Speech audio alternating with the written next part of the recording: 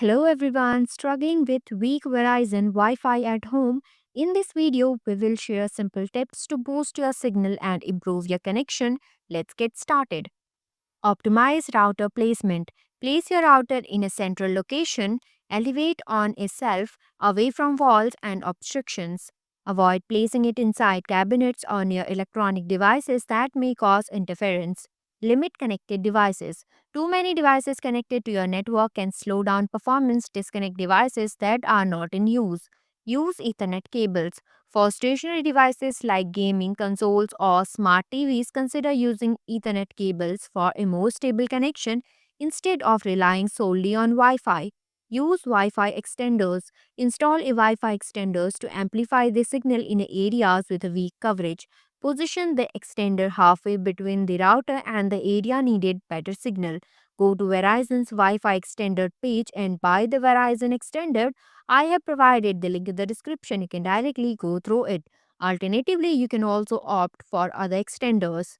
To set up Verizon Wi-Fi extender, plug the Verizon Wi-Fi extender into a power outlet next to your Verizon router. Connect one end of the Ethernet cable to the yellow port on the router and the other end to the yellow port on the extender.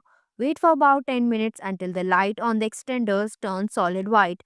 Unplug the extender and move it to an area with a weak Wi Fi coverage, then plug it in again. Ensure the light turns solid white again, confirming that it is set up correctly. Your device will automatically connect to the Wi Fi network without any further action needed. Separate frequency bands.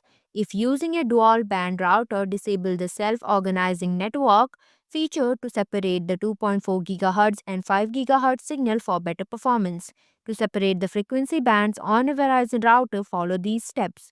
Open a web browser and enter 192.168.1.1 in the address bar to access your router settings. Log in with your administrator credentials usually found on the bottom of the router.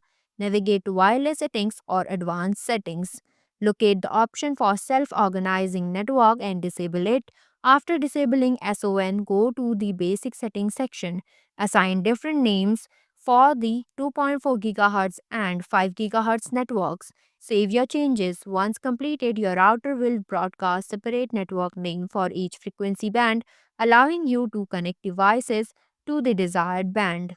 Thanks for watching. If you liked the video, please hit the like button. If you want to see more videos, hit the subscribe button.